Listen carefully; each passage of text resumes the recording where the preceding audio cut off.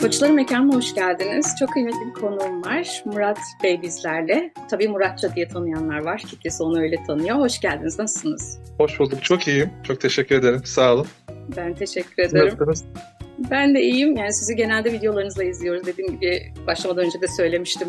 Bize huzur veren, bizim evin oğlu şeklindeki o tavrınız bize ilham veriyor ve birçoklarına da ilham veriyor. O yüzden siz de gelin, hikayenizi anlatın ve başkalarına ilham vermeye devam edelim dedim. Teşekkür ederim. Kabul ettiniz, geldiniz. Ben sizi ilk izlemeye başladığımda bir cümleniz vardı. O beni çok etkilemişti.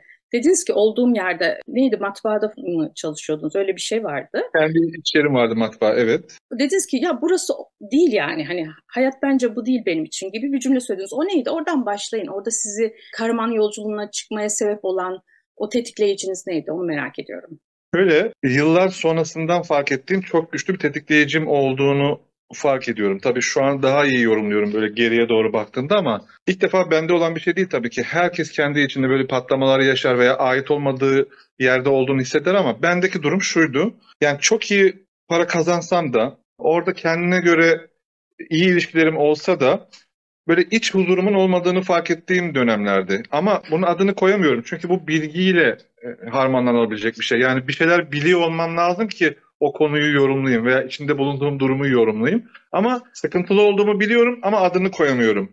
Bir şey yapmam gerektiğini biliyorum ama ne yapmam gerektiğini bilmiyorum falan gibi bir dönemdeydim. Şu anda çoğu insanın bu kadar dünyada ve kendi içimizde dürtü olmasına rağmen yapmadığı, anlam veremediğim şekilde yanaşmadığı şeyi benim, çok özür diliyorum, o zaman şöyle başka bir kelime yok, cahil cesaretiyle, yani ben o zaman öyle yorumluyorum ama o cahil cesaretin içinde de doğru reçeteler var tabii ki, çok uzun konu bu arada. Aldığım kararla hayatımı değiştirmem gerektiğine karar verdim. O zaman tabii ki yine evliyim ama 2 tane çocuğum var. Düşünmeye başladığımda bir çocuğum vardı. Düşünmeye devam ediyor. 2. çocuğum oldu. Ama orada yaşamamam gerektiğini bilmeme 2. çocuğum da eklendi. Dolayısıyla süreci hızlandırdı. Özetle sorunun merkezinden çok ayrılmayayım. Ben buraya ait değilim. Yani etrafıma bakıyorum, hayır. Karşıya bakıyorum, hayır. Sağımdaki insana bakıyorum, hayır. Bana bir şey katmıyor. Ben ondan tat almıyorum. Trafik çok basit bir konu kalıyor. Ondan sonra kendimi geliştirememem, ait olmamam, hoşlanmamam, oradaki insanların keyif diye nitelendirdiği şeylerin içinde bile keyif alamamam durumu, kendimi oranın dışında biraz daha farklı, güvende hissettiğim yer olarak belirlediğim yere göçeceğimi hissederek o hareketi başlattım. Eşim de bana, tabii ki bu başka bir sorunun cevabı olabilir. Eşim de çok yardımcı oldu çünkü eşlerin uyumu çok önemli. Ondan sonra yola çıktık diyeyim, yani bu soruya ait bir cevap olsun. Harikasınız. Yani sorunun içinde aslında diyorsunuz ki öncelikli olarak eğer içinizde bir sıkıntı hissediyorsanız, daraldığınızı hissediyorsanız, bir şey alıp alamadığınızı, bir şey veremediğinizi olduğunuz yerde, nefes alamadığınızı hissediyorsanız oraya ait değilsiniz. Yani aslında potansiyelinizde daha fazlası var. Tabii bu arada şöyle bir şey var. Herkes böyle hissedebilir ama herkes uygulamaya veya harekete geçemez. Geçmek istemeyebilir. Çünkü ben o kadar çok insan arşivi oluştu ki kafamda. Şu anda yorumladığımda, şu an baktığımda sanki böyle, tabii ki birçok insan çeşidi var ama sanki böyle gene süze süze süze ikiye ayırıyorum. Böyle meslek ismi vermeden konuşayım, kimseye rahatsız etmeden. Bir böyle durağan hayatı seçenler. Hı hı. Yani ya böyle benim imkanlarım şu anda bu. Ya böyle gitsin, ne var ki? Çok fazla renk aramıyorum hayatımda diyen profiller. Bir de hayır, olduğu yeri kabul etmeyen, belki ikinci aşamasında olduğu yer çok değerli olup başkalarına da çok kıymetli gelebilecek yeri bile kabul etmeyen profiller var. Yani sürekli enerji arayan, sürekli heyecan arayan, sürekli vaktini kendine göre kaliteli geçirmek isteyen profiller var bir de. Onları durduramazsınız yani. Ben kapalı bir yerde çalışırken, kurumsal bir yerde çalışırken yine böyleydim yani. Etrafımda da akıl verenler vardı. Yani durmak istemiyorum orada. Onlar da şöyle diyordu. İlk saydığım profile ait olan insanlar. Ya senin kafan çalışmıyor mu hiç? Süper bir işin var. Güzel bir maaşın var. Nereye gidiyorsun? Ne yapıyorsun? Tanımlayamıyor onu yani. Ama ben içimdeki fırtınanın ucunu bilmediğim, yani kuyruğundan koşuyorum ama hatta derinliğini bilmediğim bir deniz gibi yani. Koştuğum bir durum. O heyecan beni işte hayatımın böyle bir sürü renklenmesine falan sebep oldu. Ya Harikasınız. bu arada şunu söyleyeyim, ben böyle konuşurken her böyle bir kanala röportaj verdiğimde falan böyle anlatınca kendi hayatımın heyecanıyla anlatıyorum. Ses tonu biraz yükselince de şöyle hissediyorum. Ya sanki böyle dünyaları kurtarmış gibi. Yani çok büyük bir iş başarmış falan gibi hissediyorum kendimi. Sizin izleyicinize de söyleyeyim. Öyle geçmesin karşıya. Yani öyle anlasınlar beni. Yok yok. Hiç öyle geçmiyorsunuz. Hatta ilk başlardaki videolarınızı ben hatırlıyorum. Sürekli altını çizdiğiniz bir yaranız vardı. Bakın ben bunları anlatıyorum ama şöyle. Bakın ben bunları anlatıyorum ama böyle. Şimdi onları söylemeyeyim, gitsin izlesinler. Ben de diyordum ki Allah'ım, adamın dilinde tüy bitti. Yani yazık, o kadar anlatmaya çalışıyor ki içten. Yani o sizin mesela o anlamayanlara o söyledikleriniz belki sinek vızırtısı duymuyor bile. Ama sizi anlayanlar da Allah'ım ne kadar yazık, kendini hırpalıyor. Sadece doğruyu vermeye çalışma tarafıyla. O yüzden hiç o konuda sorun yok. Çünkü dediniz ki iki tip, yani süzdüm süzdüm süzdüm. Bana hep iki tip insan gibi görünüyor dediniz. Bu da çok gerçekten güzel bir çıkarım. Peki mesela diğer taraf diyor ya, ya da siz de kendinizi öyle tanımladınız. İşte hayatımı renklendirmek. Aslında gerçekten amaç orada hayatı renklendirmek mi? Yani o diğerlerinin ya da sizin de yaptığınız şey aslında sizce ne? Ya da o işte sizin sürükleyiciniz, oradaki o itici gücün sebebi ne acaba? Ya benim şimdi ikinci hayatım diye tabir ediyorum. İkinci hayatıma geçtikten sonra çok fazla, çok büyük her anlamda A'sından Z'sine kadar çok büyük bir ağır yıpranma ya da dönüşüm gerçekleşti benim hayatımda. Buradaki kurduğum ortamları gözümde perdeler olarak yaşadığım 33 yılda kuramadığım ortamların yanından geçmediğini gördüm. Yani daha bilinçli bir şekilde ortamlarımı kuruyorum. Dünyadaki herkes iyi değil, tamam da ya kötü de değil ki. Hı hı. Ya kötü de değil yani. Herkes kötü değil yani. Biraz kendi ışığınla ilgili, kendi arayışınla ilgili, kendi değerlendirmenle ilgili, kendi nelere hayır diyeceğinle falan ilgili bir sürü şey var yani. Burada çok aylar sürer konuşsak. O yüzden kendi kurduğum ortamlarla da şekillenerek burası çok kaliteli bir hale geldi. Hani renk arayanlar aslında renk aramıyor. Yani şunu dediniz az önce, ortamlarım dediğiniz şey aslında işte diyelim bir arkadaşlık, dostluksa ben orada bulduğumda mesela diyelim 33 yaşıma kadar vardı yanımda. Ama diyelim 2 saat görüştüm ve daha çok derin bir ilişki kurdum. Daha kökten, sanki ruhlarım daha önceden tanıyordu. Ben biraz da koçluk tarafından ve işte özümüze bağlantı tarafından konuşuyorum. Mesela ben de sizi hiç tanımadan öyle sanki özden önceden tanışıyormuşuz. İşte ruhlarımız birbirini biliyormuş. Aynı mücadeleyi veriyormuşuz. Yani aynı mücadeleyi derken hani o indirdiğiniz iki Evet. kısımdan aynı taraftayız diye düşünüyorum ve umuyorum. Çünkü çok güzel ilham veriyorsunuz. Umarım kendi adıma da ben de öyleyimdir diye düşünüyorum. Buradaki kurduğum ilişkiler bana daha faydalı geldiği için, bana daha gerçekçi geldiği için, beni daha iyi tamamladığı için, bana daha iyi hissettirdiği için, ondan sonra beni geliştirdiği için. Baksanıza zenginliğe bakın ya. Yani insanın aradığı şey bu zaten yani. Benim için de hayatta aradığım şey ve üzerine kurduğum dinamikler herhalde buydu ki adını koyamadığım zamandan bu zamana geldiğimde bunu daha yeni anladım. Yani o zaman bunu arıyormuşum.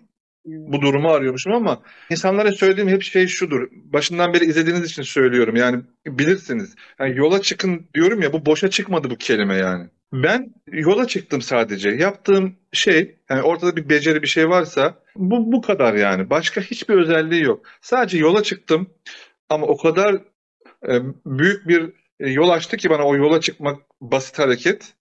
Bazıları için çok büyük bir harekettir. Çünkü bir laf var. Yani dünyanın en uzak yolu kapının eşiğidir. Çok zordur. Yani kapının eşiğine çıktım ben. Şimdi bakıyorum insanlara, anlatıyor, anlatıyor. Çok fazla insanla görüşüyorum. Görüşmeye çalışıyorlar. Vakit ayırabildiğim kadar ayırıyorum. Yola çıkmamış, finaldeki şeyi hedefleyerek onu benden istiyor veya birisinden istiyor. Benim onu ona vermemi istiyor. Mümkün değil. Yani ona anlatıyorum. Yola çıkmanın ne olduğunu anlatıyorum yani. O güle güle diyorum ondan sonra. 100 gün sonra görüşelim. Yani 100 kere yapın bunu. 100 temsili bir rakam yani. O yüzden yola çıktım, yeni insanlarla tanıştım. Yola çıktım, hedefimle, benim hedefimle aynı hedefte olan insanlarla karşılaştım. Karşılaşmam mümkün değil zaten. O yüzden bunun çerçevesinde gelen bir sürü şey oldu. Kuyruğunda bir sürü şey var çünkü. Çok detay var. O yüzden onlar bana yol açtı. Ben başka bir yol bilmiyorum. Yok. Evet. Yani çok güzel bir şey söylüyorsunuz. İşte eşiği geçtim. Yani ben bir adım attım. Tabii bundan sonrası şimdiki Murat Çağ olmadı. Bu arada buraya kadar izleyip Murat Bey'i de tanımayanlar varsa Murat Bey'in YouTube kanalı var. Ben tanıyorum ya, herkes tanıyormuş gibi geldi. Birden hiç sormadım ne yapıyorsunuz, ne ediyorsunuz, kendinizi kısaca bir anlatmak ister misiniz demeden pat diye girdik muhabbete ama Merak edenler baksın, çok güzel videoları var. Ya da siz kendinizi kısaca bir tanıtmak ister misiniz? Tekrar bir sorayım O onu. zaman hızlıca geçeyim. Ben de şimdi sizin gibi yayınlar yaptığım için izleyici psikolojisini de biliyorum. Tabii. Murat Cesurdura. Bir oğlum bir kızım var. Şu anda doğduğumdan beri yaşıyorum. Yaşım 40'ta durdu. İlerlemiyor daha. Matbaacılık işiyle uğraştım.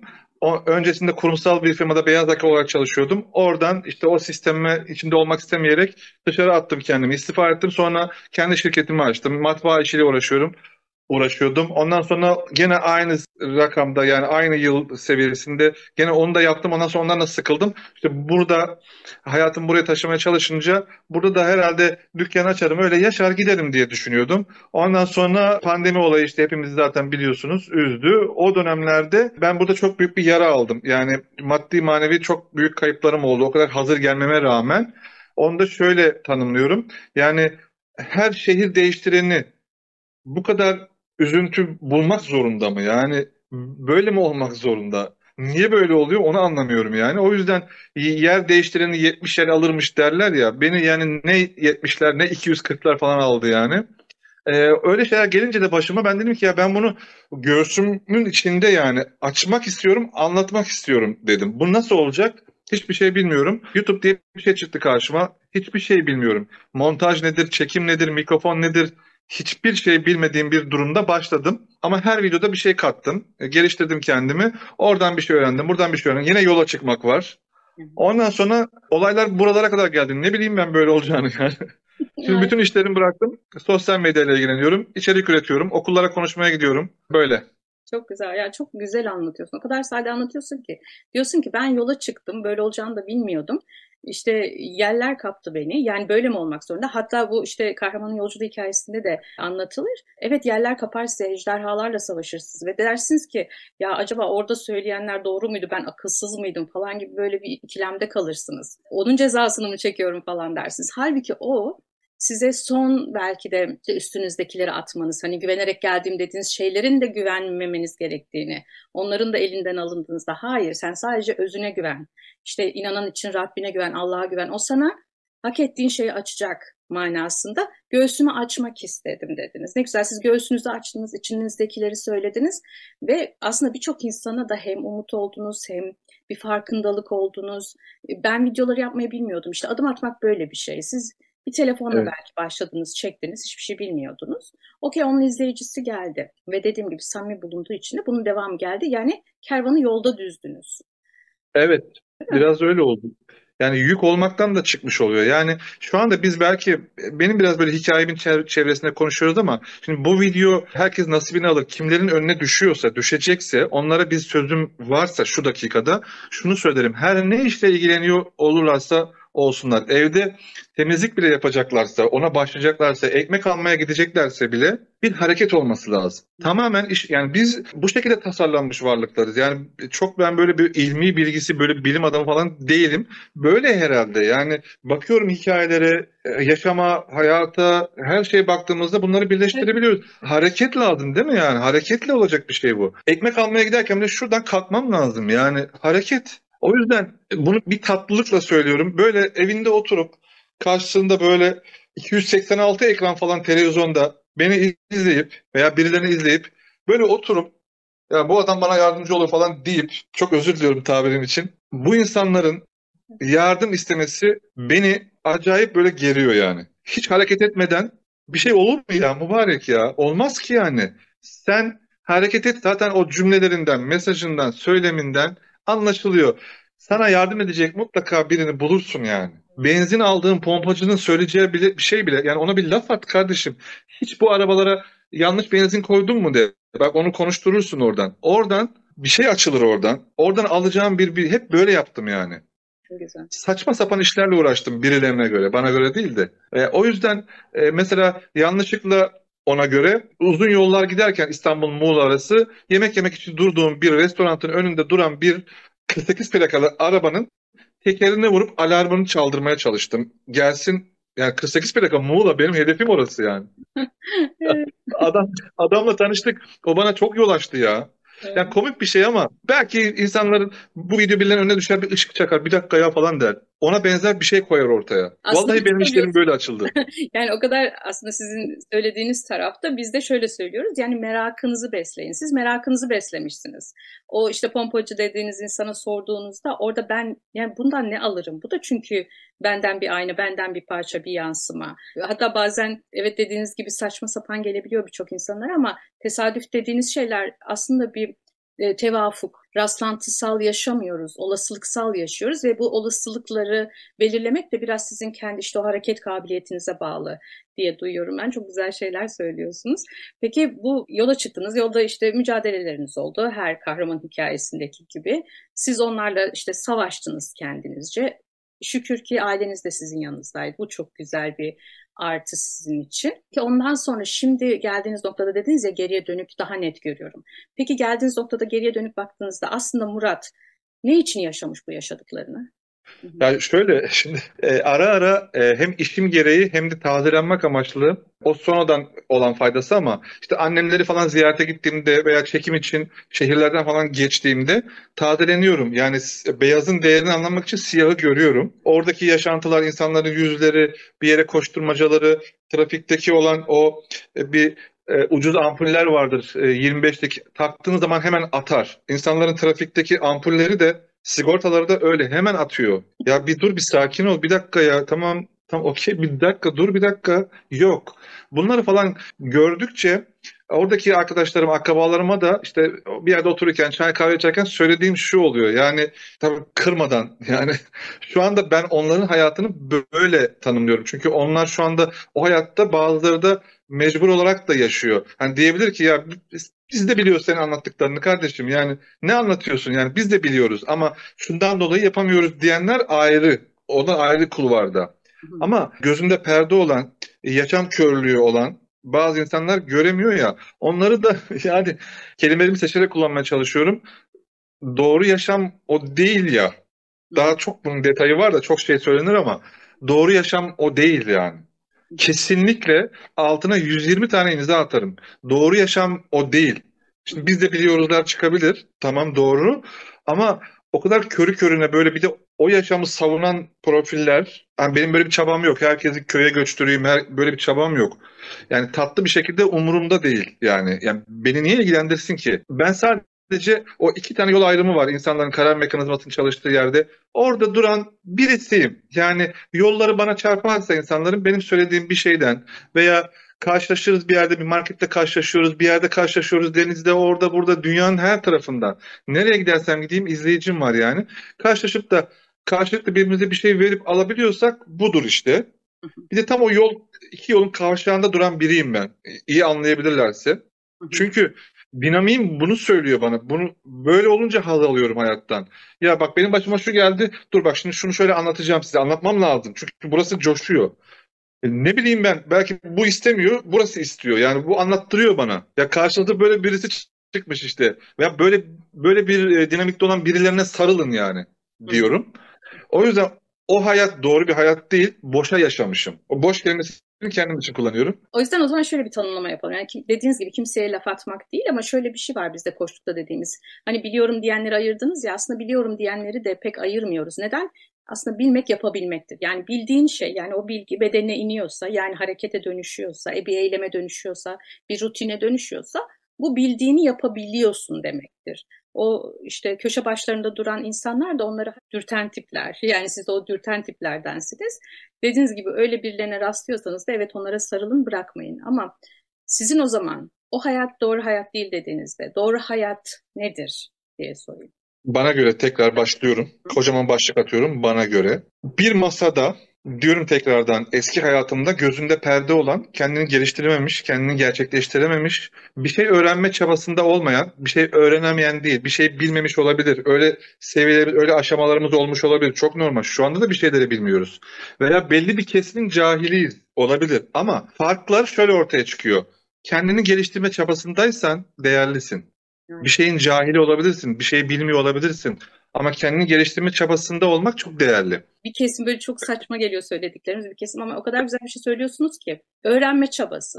Yani bir kere insan cahil olduğunu kabul etmesi gerekiyor. Dediğiniz gibi Bir ben şeyi buna göre bilmediğini, bir cahilim şeyi de. bilmediğini. Ya Çünkü her şeyi bilemem. Ben bir şeyin cahiliyimdir. Sen bir şey biliyorsundur, bana söylersin. Benim öğrenme gayretim varsa. Ama gayretim yoksa zaten ben senden geleni duymam bile.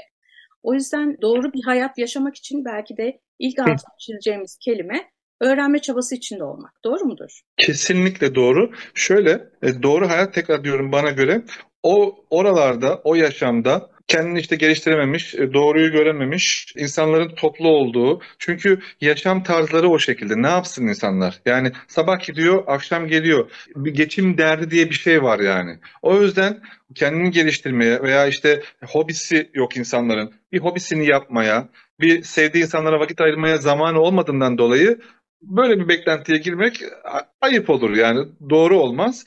O yüzden ben bir masada 20 kişi oturuyorsa herkesin atıyorum şu şarj makinesiyle ilgili bile ayrı ayrı fikri var. Dolayısıyla o 20 kişinin oturduğu o masada herkes saygı çerçevesinde fikrini söyleyip bir başkası da o fikrini saygıyla karşılayıp ondan sonra hiçbir şey dayatmadan bütün konulara yayın şimdi bunu. Hiçbir şey dayatmadan masadan kalkabiliyorsak iyi akşamlar diyerek bu çok değerli.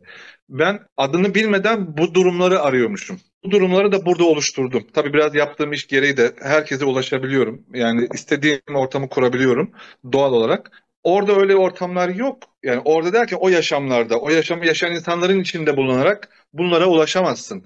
O yüzden şimdi tamam bunu sevmedim, şunu sevmedim, ona ulaşamadım. Ondan sonra hayat değiştireyim. Gideyim. Öyle kolay mı? O da değil. Hadi gideyim bunların olduğu yere gideyim. Böyle bir şey de değil. O da ayrı bir konu. Hı hı. Öyle bir şey de değil. Başına bir sürü şey gelebiliyor insanın. Gelmeyebilir de. O yüzden o tür ortamları kimsenin kimseye bir şey dayatmadığı, zorlamadığı, herkesin düşüncesine, inancına insanların saygı duyduğu, birbirini dinlediği, çok önemli. İnsanların birbirini dinlediği, uyumlu olduğu, bilerek zarar vermediği, eşyaya, hayvana, doğaya, insana zarar düşünmediği insanların olduğu yerde yaşamak bana göre doğru yaşam. Harikasınız. Çok güzel şeyler söylediniz. Ben altlarını çizeceğim çünkü anlaşılsın istiyorum. Diyorsunuz ki yanlış hayatın içinde eleştiri var. Yani fikrinizi söylediğinizde orada mutlaka bir kavga çıkıyor. Kimse kendi fikrini doğru düzgün söyleyip bir de masadan kavga etmeden çıkamıyor. Ama doğru hayatlarda herkes fikrini söyleyebilir. Ama sonra da selamlaşıp ayrılabiliriz diyorsunuz. Ve herkes kendini aslında o doğru hayatların içine entegre etmek istiyor ama o da kolay değil. Neden? Aslında çünkü siz doğru hayatı yaşayan bir insan olursanız, yani siz o titreşimde olursanız zaten o hayatı çekiyorsunuz. Yoksa oturduğunuz yerde siz o doğru hayatı yaşamadan o doğru insanlarla aynı titreşimde titreşmiyorsunuz ya da aynı kanala çıkmıyorsunuz. Aynı şeyi duymuyorsunuz. Yani ben hep şunu derim. Ben bir şey anlatıyorum ama senin ne anladığın senin bilincinle alakalı. O yüzden hani ben o konuda bir şey yapamam. Bazısı başka anlıyor benim söylediğimden, bazısı başka anlıyor. O zaman benim söylediğim değişiyor mu? Hayır. Titreşimlerimiz değişiyor, anlayışlarımız değişiyor. Çok güzel şeyler söylüyorsunuz. Teşekkür ederim. Umarım herkese de ilham olsun. Size birkaç teknik soru soracağım. YouTube videolarınızda en çok izlenenlerin neden izlendiğini düşünüyorsunuz? Gerçek, kurgusuz ve benim amatörlüğümle harmanlanmış gerçek hayat hikayeleri, yaşam hikayeleri. Çünkü niye biliyor musunuz? Ben de bir yaşam transferi yaptım ya deminden beri onu konuşuyoruz. Şehirdeki yaşantımı işte daha yavaş yaşayan, bakın köye, kırsala demiyorum. Hayatın daha yavaş aktığı bir yeri taşıyan ve bunu seçen, tercih eden biri olarak tüm detayları bildiğimden dolayı kendi yaşadığım çerçevesinde insanların hem şehirdeki yaşantısını hem şehirden bir dakika ya ben başka yaşam yaşamalıyım dediğinde kafasını kaldırdığındaki düşünceleri, o aşaması, geçtiğindeki psikolojisi, ne yapmak istediği, sosyalitesi, her şeye hakim olduğum için o insanın evinde, şehirde oturunca böyle otururken evinde bu videoları izlediğindeki kafasından geçen soruların hepsini bildiğim için onları soruyorum zaten. Dolayısıyla onlarla bezenmiş videolar çok izleniyor. Hepsi izleniyor da bir müddet sonra artık hepsi izlenmeye başladı. Hani insanlar bizi tanıdılar vesaire falan. Ama onlar çok izleniyor yani. Çünkü kafasında hep herkes öyle mesaj atıyor bana. Ya Murat tam kafamdaki soruyu soruyorsun falan diye. Çünkü bu benim yani hem hazım hem de istem dışı çıkan bir şey yani. Ne güzel. Aslında bunu söylerken de şunu duyuyorum. Siz aslında derin dinliyorsunuz insanları. Sadece söylediklerini değil, onların söylemediklerini de, halleri, hareketlerin altında yatan duygularını, düşüncelerini de hissediyorsunuz. Bu da zaten çok büyük bir hassaslık gerektiriyor ya da onlarla çok empatik olmayı gerektiriyor. Gittiğim artık tabii ki herkes tanıyor vesaire. Yani onun da payı var. Aile yaşantımı biliyorlar. Gittiğim yerde bir gün kalmam lazım benim. Bunu kasıtlı yapıyorum yani. Bir gün kalıyorum orada. Bu ortamı bana sağlıyorlar. Hiçbir zaman sıkıntı olmadı. Çünkü merhaba geldik işte hemen başlayalım çekelim gidelim. Bazı televizyon kanalları gibi. Ben böyle bir şey yapmıyorum. Bana uymaz böyle bir şey. Onu benim yaşamam lazım o kişiyi. Dinlemem lazım. Çünkü doğaçlama şuralarında bir yerinde kamera olabiliyor. Arkadaşım da kamera veriyorum. Doğal çıkıyor yani.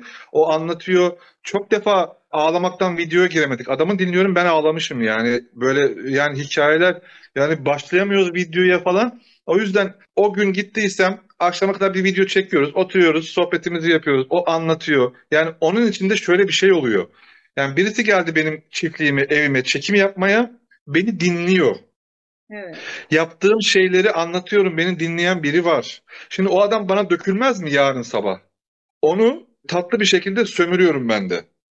Onları söylüyorum ona. Yani dijital sömürmeden bahsediyorum. Evet. O da anlatıyor. O yüzden doğal yani. Ben hiç şey yapmam yani. Böyle Belki de o böyle kadar yani. mekanik bir şey olmadığı için, hani mekanik bir şey olsa belki orada içinden geçenleri tam söyleyemeyecek, pat pat söyleyecek, geçecek belki ama dediğiniz gibi orada hem bir yaşantısını görüyorsunuz, o yaşantının içindeki halini, tavrını görüyorsunuz. Çok güzel. O zaman siz buraya davet etsek yani bir gece ağırlayacağız. Onu mu duyuyorum? Bilmiyorum herhalde vize işleri falan çok zor. Oralar biraz zor. Tamam olsun. Türkiye'de de köyümüz var. Onu diyecektim. Yani illa şimdi mesela durduğu yerde duramayanlardan kastımız bazen durduğu yerde de duramayıp hareket eden bazı insanlar var. Ben bu konuda da güzel bir ailede yetiştiğimi düşünüyorum. Mesela bizim babamın köyde zeytin ağaçlarını altında hani o karıklar açılır ya sulama şekli mesela bütün köye örnek olmuş. Şöyle çünkü bir baştan başlıyor suyu açıyor. Biri doluyor diğerine gidiyor öyle bir kademeli sistem yapmış falan. Sadece başında durur mesela suyun. O su kendi kendine bütün ağaçları dolaşır. Ve şimdi kendisi vefat etti. Allah rahmet eylesin. Biz de sular Anladım. yani o sistemi hiç bozmamaya çalışıyoruz. Çünkü çok güzel bir sistem kurmuş. Yoksa başka bir çiftçi olsa mesela. Halbuki babamdan daha eski çiftçiler var o köyde. Babam sonradan çiftçi olmuş. Ama işte orada bir akıl koymak, o işe bir fikir koymak. Bunu ben farklı nasıl yapabilirim? Öğretilerin dışında başka ne yapabilirim mi denemiş. Ve sadece başında durur. Başında açar. O su kendi kendine sular gelir. Orada hala oturuyor olur. Bazen hani şey derler ya bütün keşifleri tembeller yapmıştır diye. Belki de Doğru. tembel olmanın, işte işi kolay yapmanın yöntemlerini bulmak da başka insanlara belki de örnek oluyordur ya da onlara da işte heveslendiriyordur diye düşünüyorum. Peki Evet. sizin hayatınızda ilham olmuş neler var? Kimler var ya da? Ya öyle direkt gösterebileceğim tarzı belki bir şey söyleyemem ama benim böyle hep hayatımı eğlenceli geçirebilecek, keyif alacağım şekliyle geçirebileceğim e, konu, kitap, eşya, insan ne varsa Hı hı, onlara ulaşma dürtüm benim ilhamım herhalde ya. ne güzel. Yani şimdi burada mesela çok değerli televizyon tanınırları geliyor buraya. Yani hayatını taşımışlar artık buraya. Hepsi de tanıyor beni. Yani bir şekilde ulaşmışım onlara. Onlara ulaşmak falan çok kolay oluyor. Mesela şimdi onlarla falan böyle ortamlarımız var. Müzik grubum var. Kanuncu arkadaşım var. Gitarcı arkadaşım var. Ondan sonra çok önemli bilinen, tanınan, dünyaca olan grupların, müzik gruplarının işte ne bileyim neycisi var. Hep arkadaşlarım onlar.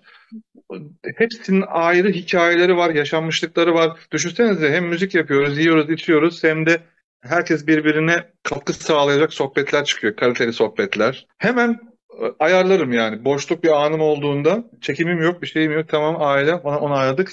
Hemen koşarım, hemen ayarlarım. Yani 15 gün sonrasının bir salı gecesinin bir eğlencesi hemen hazırdır yani bende.